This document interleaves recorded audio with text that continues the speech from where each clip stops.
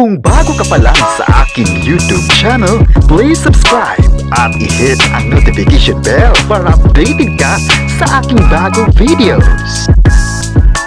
Kim Pao, matatabunan niya ba sa ibang love team? Kim Pao fans, bakit masaya sa mga proyekto ni Kim at Paolo? Ang buong detalye, alamin!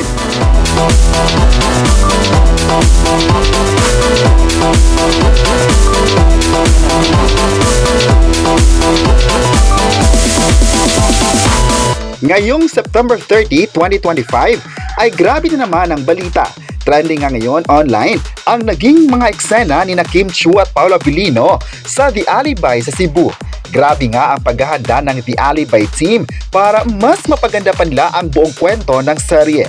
At syempre, hindi nagpapakabog ang dalawang sikat na kapamilya na sina Kim Chiu at Paolo sa pagbibigay ng paayuda sa mga fans. Kaya binansagan silang most popular love team of the year.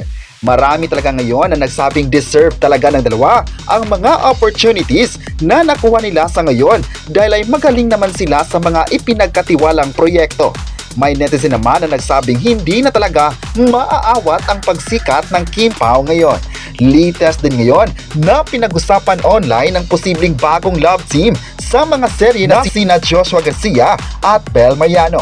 Nagsimulang maspatan ng mga netizens na may chemistry ang dalawa sa media conference ng bago nilang drama film na Meet, Greet, and Bye.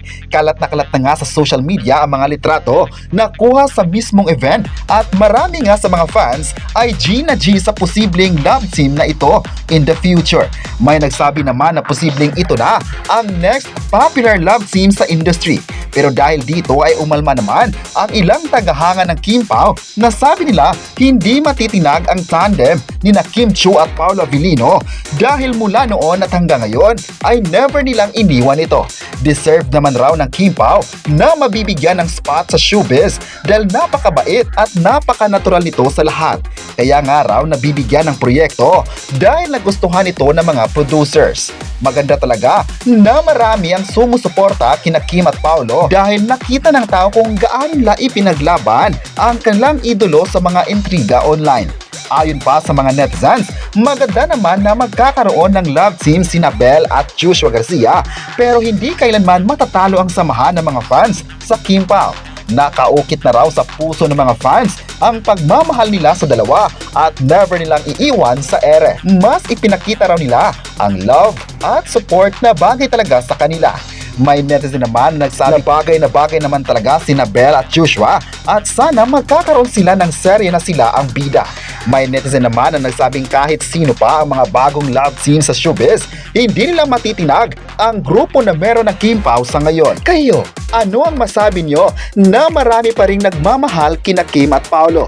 I-comment na kung mahal mo ba ang Kim Pao at huwag kalimutang i-subscribe ang ating YouTube channel.